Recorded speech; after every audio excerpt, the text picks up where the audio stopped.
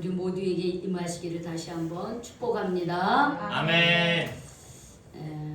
우리 사람이 이렇게 그 사람의 인생의 주기가 있더라고요. 보면은 자, 맨 처음에 어떻게 합니까? 우리 인생이 태어나요. 그렇지 태어나죠. 그리고 유치원 생활. 자라나죠. 그렇죠. 유치원도 가고 학교 초등학교, 중학교도 가고 그렇게 합니다. 그렇죠. 성장해서 자라납니다. 그리고 또 뭐가 있을까요? 결혼도 하고 청년. 애가 그렇지. 청년이 돼서 결혼을 하죠. 결혼을 합니다. 또 결혼하면 또 어떻게 합니까? 중장년. 결혼해서 또 이제 자식을 낳죠. 자식을 내서 또 부모가 됩니다. 그렇죠. 그렇게 해서 살다가 그다음에 어떻게 합니까? 나이 먹어요. 음. 할머니 돼요. 그렇죠. 나이 들죠. 그리고 어디로 갑니까? 죽어요. 네, 죽습니다.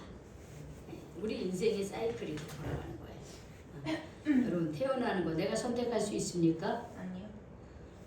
죽는 거 내가 선택할 수 있습니까? 아니요. 없죠.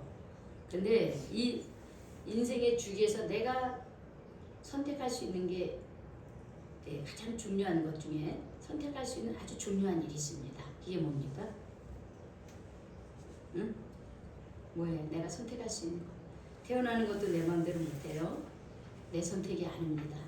결혼. 죽는 것, 그렇지 결혼이지. 내가 결혼은 좋아하는 사람이. 그렇죠. 바로 그거예요. 결혼은 내가 맞는 사람, 나하고 맞는 사람, 내가 사랑하는 사람, 내가 또 함께 이 세상을 살아갈 내 짝을 선택할 수가 있어요. 그렇죠? 저는 여기 계신 분들, 우리 청년들 정말 여러분들에게 맞는 좋은 믿음의 배필들을 만나시기를 축복합니다. 아멘. 아멘. 그래 꼭 만나세요. 믿음의 배우자, 나하고 맞는 하나님이 예비하신 짝지어 놓으신 그런 배우자들을 꼭 만나시기를 다시 한번 축복합니다. 아멘. 그래 아멘한 사람 그대로 될 줄로 믿습니다. 그래요. 그래 결혼이라고 하는 것은 우리 인생에 있어서 정말 너무나 행복한 시간들이에요. 그리고 너무나 귀중한 거예요. 이 결혼을 내가 어떤 사람을 선택해서 사느냐에 따라서 내 인생이 또 확 달라집니다. 오늘 보니까 이런 결혼에 대한 얘기가 나오고 있어요. 그렇죠? 갈릴리 가나라고 하는 곳에 결혼식이 있었습니다. 여기 보면은 가나라고 하는 그런 말은 어떤 특징을 갖고 있냐면 갈대라는 의미가 있어요. 갈대. 가나가 갈대 마을이라고 하는 거예요. 갈대가 무성한 늪지대를 포함한 지역이라서 여기를 가나다 이렇게 표현한 것 같아요. 아마 여기는 늪이 많으면 물이 많다는 것이고 물이 많으면 먹을 것도 많다고 이렇게 예상할 수가 있죠.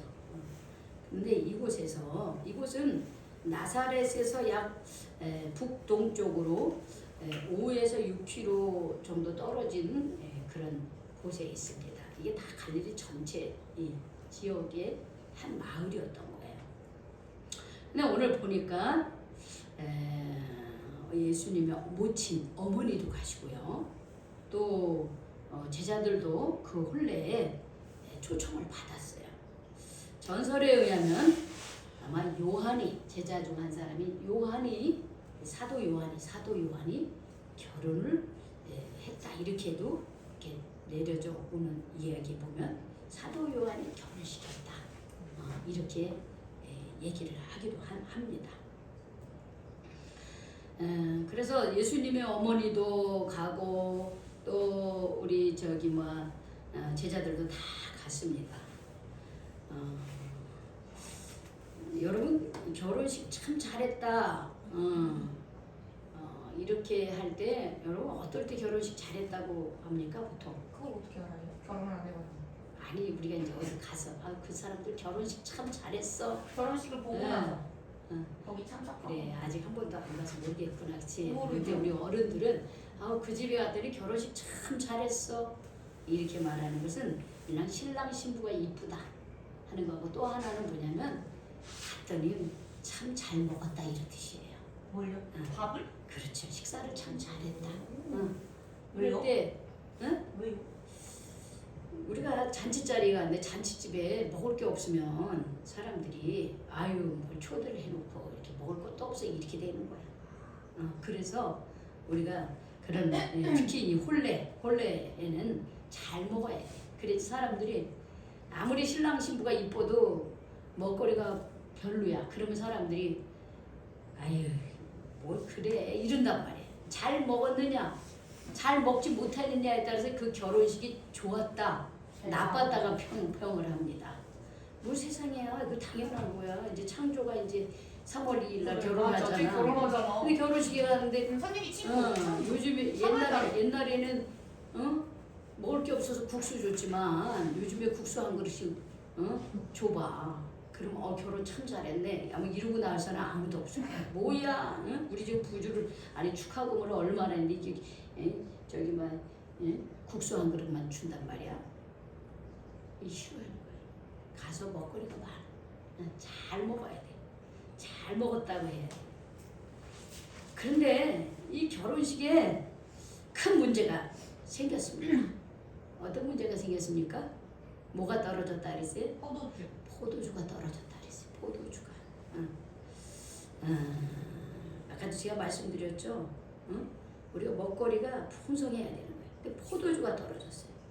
여러분 이 포도주가 모자른다고 하는 것은 어떻게 보면 그 결혼식에 가장 중요한 게 빠졌다라고 하는 것이에요. 먹거리 중에. 왜냐면 이 포도주는 그냥 포도주뿐만이 아니라 이 지역에 물이 귀했습니다. 물이 귀하기 때문에 이 포도주는 생수의 역할도 하고 그리고 또 이 포도주는 또 마음을 훈훈하게 해주는 그런 역할도 하는 거예요. 그렇기 때문에 잔치집에 이 귀중한 음식인 포도주가 빠졌다라고 하는 것은 이게 떨어졌다고 하는 건 뭐냐면 이 결혼식이 지금 파장이 날 판이라는 거예요. 결혼식이 이게 좋지 않은 평판이 날 그런 상황인 거예요. 그러니까 예수의 모친 어머니께서 예수님에게 말하는 거죠. 포도주 떨어졌다 이렇게 얘기하는 거예요. 아마 그 사도 요한이라고 하면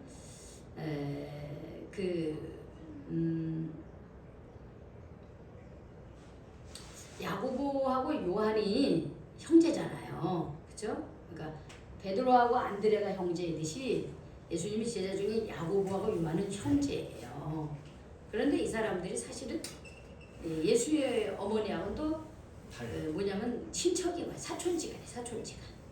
그러니까 이 음식이 떨어진 것을 얘기할 정도이면은 아주 가까운 사이인 거예요. 그냥 단순히 오는 손님은 뭐 떨어졌으면 떨어졌고 뭐 그러는데 떨어졌으면 어떻게 하면 좋겠냐. 가까운 친척이었던 것으로 예측할 수가 있습니다. 근데 그걸 가지고 예수님한테 얘기를 하는 거야. 포도주가 떨어졌다고.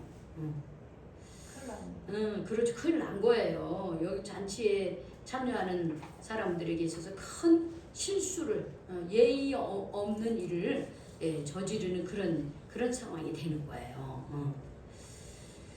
그러면서 그의 어머니가 하인들에게 뭐라냐면 저 예수님이 너에게 무슨 말씀을 하시든지 그대로 하라. 그래요. 그대로 하라 합니다.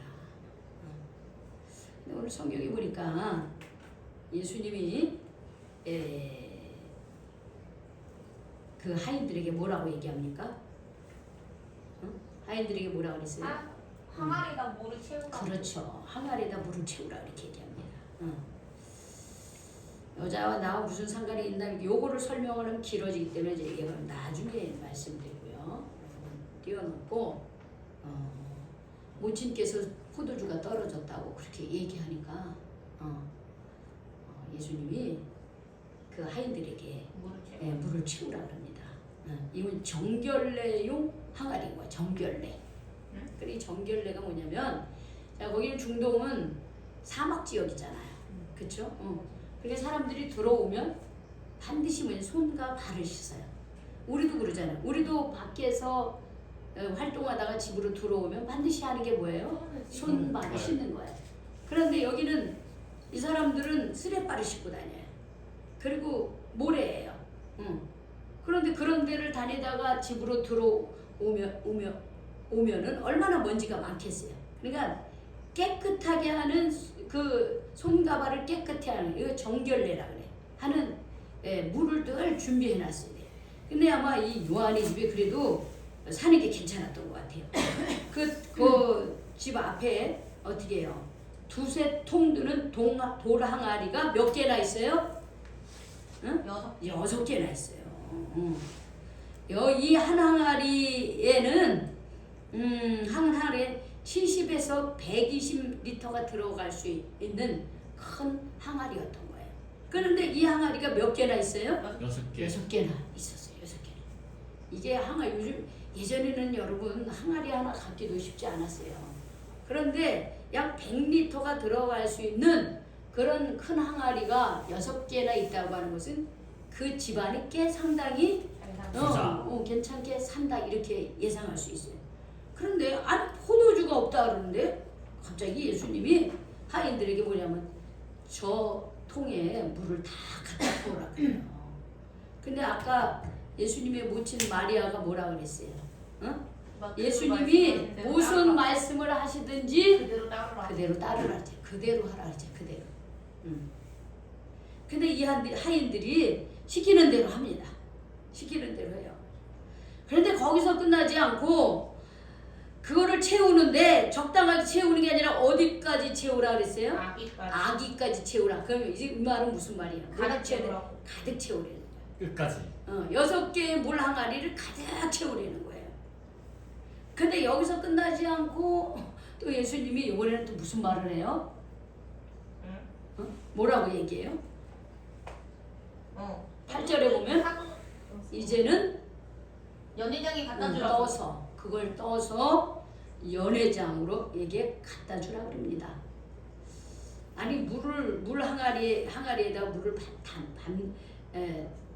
거기다가 갖다 붓는 것까지는 할 수 있어 하인들이. 그런데 거기 있는 그 물을 떠다가 연회장에게 갖다 주라고 하는 것은 이게 쉬운 일일까요? 이해가 안 돼. 우리 성혁이 같으면 할 수 있겠어요? 못하죠. 왜 못해요? 잘못하면 욕먹지 내가. 이거 포도주를 가져와야지 왜 맹물을 가져왔어? 그쵸. 그쵸. 그럴 거야. 그런데 아까 모친 마리아가 하인들에게 뭐라 그랬어요? 따르라. 예수님이 무슨 말씀을 하시는지 그대로 하라 그랬어요. 그대로 하라. 그래 이 하인들이 분명히 자기네는 물을 갖다 부었어 거기다가. 그런데 그거를 연회장에게 갖다 주려는 거야. 그러니까 또 이 한들은 어떻게 해요? 따라가야지. 그대로 따릅니다. 순종을 해요. 근데 놀라운 일이 일어납니다. 연회장이 그것을 맛봤습니다. 그런데 포도주가 됐을 때. 그 맛은 물이 아니라 무슨 맛이 된 거예요? 포도주가 됐다. 여기 보면 연회장은 물로 된 포도주를 맛봅니다. 하인들은 분명히 물을 떠다 줬는데 그건 물이 아니라 뭐가 된 거예요? 포도주가 된 거예요. 우리 그런 말씀 있죠. 찬양 있죠. 예수님이 말씀하시니 물이 변하여 포도주 됐네. 예수님이 말씀하시니 물이 변하여 포도주 됐네. 그래서 물이 뭐로 변한 거예요? 포도주로 변한. 연회장은 물로 된 이 포도주를 맛보고 어디서 났는지 알 수가. 분명히 포도주 다 떨어졌는데 지금 결혼식이 막 흥이 올라가지고 야 사람들이 엎짝지거라고 흥이 났는데 포도주가 뚝 떨어졌네. 그런데 이 포도주를 가져오는데 이 맛이 너무나 기가 막혀. 그런데 이것이 어디서 나온지 몰라. 누구만 알고 있어요? 하인들은 알지. 자기네들이 예수님 시킨 대로 했으니까. 근데 연회장은 도대체 이 포도주가 어디서 나왔는가? 그래서 신랑을 불러요. 그래서 신랑을 불러요. 그러고서 뭐라고 말해요? 이거 어디서 났냐? 그렇죠. 사람마다 먼저 좋은 포도주를 대접을 하는 거야. 그럼 그거 먹고 좀 취하면 조금 질이 떨어지는 포도주를 보통 이렇게 주는 거야. 취하고 난 다음에. 그런데 아니 어떻게 더 좋은 포도주를 가져왔냐 이거예요. 하고 신랑에게 물어봅니다. 신랑이 알 수 있을까요? 모르죠. 신랑 몰라. 예수님 하셨는데 몰라요. 근데 성경은 이렇게 표현하고 있습니다. 11절 같이 읽어봅시다. 시작. 예수께서 이 표적을 갈릴리 가나에서 행하여 그의 영광을 나타내심에 제자들이 그를 믿은 줄 알았어요. 예수님이 이 첫 표적, 첫 기적을 이 갈릴리 가나의 혼인잔치에서 행하신 거예요. 그러니까 너무나 기가 막히잖아요. 응? 하나님 예수님의 영광이 나타나. 도대체 예수님이 누구지? 어떤 분이지? 누구시길래? 아, 저분이 하나님의 아들이구나. 그러면서 예수님을 믿었다. 이렇게 기록하고 있습니다. 요한이 본 거예요. 그거를요. 자기 결혼잔치에서. 이 전설에 의하면 요한이라는 게 만약에 요한이 아니었더라도 그 자리에 참여를 했잖아요. 요한이 그걸 본 거예요.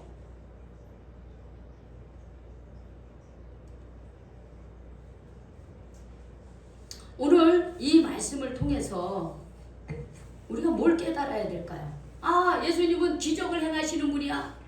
물이 변하여 포도주를 만드시는 분이야. 단순히 이렇게만 생각하면 안 됩니다. 여러분, 물을 포도주로 바꿀 수 있는 존재가 있을까요? 없어요. 어? 여러분, 사람이 무슨 짐승으로 바뀌어질 수 있습니까? 없어요. 아무리 진화된다 그래도 원숭이가 사람이 될 수 있습니까? 아니에요. 원숭이는 원숭이고 사람은 사람으로 하나님 창조하셨어요. 물은 물이고 포는 포도주예요. 질이 달라요. 근데 물이 변해서 포도주가 된다라고 하는 이것은 창조주만이 할 수 있는 거예요. 피조물은 우리가 할 수 없어요. 그러니까 제자들이 놀라는 거죠. 하인들도 놀래고 누가 이 일을 할 수 있는가? 이런 일을 오직 하나님의 아들 신성을 가지신 예수님만이 물이 변하여 포도주가 되게 하는 그런 능력을 가지고 계신다는 거예요. 그러니까 우리가 이것은요 요한복음 2장에 나타나는 것처럼 예수님의 초기 사역이에요. 초기 사역부터 예수님이 누구신가를 분명히 제자들이 우리에게 얘기하고 계시는 거예요. 우리 지난주에 예수님이 뭐 하셨다 그랬어요? 공생애 하시기 전에 공생애를 시작하면서 뭐 하셨다 그랬어요? 예수님이 뭐 했어요? 다 잊어버리셨네.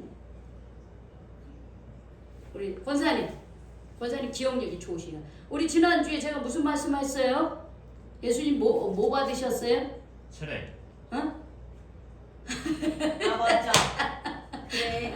야, 우리 성혁이 아주 눈치가 아주 구달이다. 뭘 받으셨다니까 세례 딱 그러잖아요. 세례 받으셨잖아요. 그쵸? 아, 맞아. 요단강에 와서 갈릴리에서 부모님 섬기고 있다가 30살이 된 해 요단강에 와서 세례 요한으로부터 세례를 받으셨잖아요. 아 맞아. 그쵸? 세례 받으실 때 하나님의 아들이고 이는 내 사랑하는 하늘에서 비둘기 같은 성령이 예수님에게 임하면서 음성이 들렸잖아요. 뭐라고 음성이 들렸어요? 나의 사랑하는 아들, 나의 기쁨. 그쵸? 하나님은 사랑하는 아들, 나의 기쁨이 된다 그랬어요. 그러면서 우리가 말씀을 배우면서 나는 하나님에게 어떤 사람인가? 그쵸? 나는 하나님에게 어떤 자녀인가? 한번 돌아보자 그랬잖아요. 나는 부모에게 어떤 자녀인가? 그리고 나는 하나님에게 어떤 자녀인가? 우리 살펴보자 그랬잖아. 있죠? 여기서도 예수님이 누구신가를 얘기해 주는 거야. 이 가나의 결혼잔치에서 예수님은 누구신가라고 하는 걸 보여주시는 거야. 지난주에 하늘에서 들렸던 그 음성은 누구의 음성이에요? 하나님의 음성. 하나님이 인정해 준 거야. 이는 내 사랑하는 아들이다. 내가 너로 인하여 기뻐한다. 하나님이 인정해 주셨어요. 근데 이번에는 어떻게 해요? 예수님이 본인이 하나님의 아들인 것을 직접 어떻게 한 거예요? 보여주신 거예요. 직접 보여주신 거예요. 물이 변하여 포도주가 되게 할 수 있는 존재는 인간은 할 수 없는 거예요. 누구만이 할 수 있는 거예요? 하나님의 아들이신 예수님만이 신성을 가지신 예수님만이 그것을 할 수 있는 거예요. 그래서 우리가 4대 종교가 있잖아요. 맞아요. 그렇죠. 불교가 있고 또 기독교가 있고 천주교. 그것도 기독교에 속하고 이슬람교도 있고 뭐 유교도 있고 뭐 이렇게 해요. 다양한 종교들이 많아요. 그런데 우리가 그 타 종교와 다른 게 뭐냐면 예수님에겐 신성 하나님의 아들이라고 하는 게 다 차이점이에요. 모든 사람은 육신을 갖고 있는 존재로서 그 역할을 했지만 예수님은 육신을 갖고 있지만 동시에 하나님의 아들로서 신성을 가지신 하나님과 같은 존재라고 하는 이 차이점이 있는 거예요. 예수님만이 물이 변하여 포도주로 바꿀 수 있는 창조주 하나님과 같은 분이라는 거예요. 우리가 믿는 예수님은 그런 분이라는 거예요. 우리가 믿는 예수님은 그런 분이에요. 그런데 우리가 그래 예수님은 이렇게 물이 변하여 포도주를 받고 문둥병자가 낫고 거기서 끝나면 안 돼.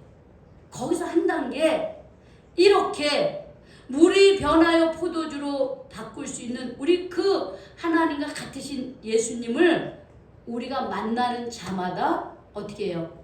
우리도 질적 변화를 가져오는 사람이 돼야 된다는 거예요.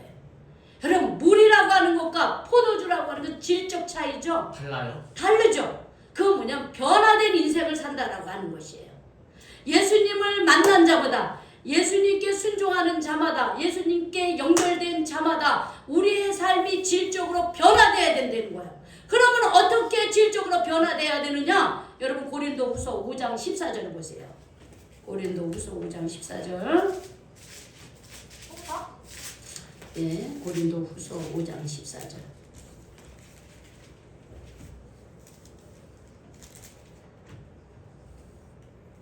자, 291쪽 찾으셨습니까?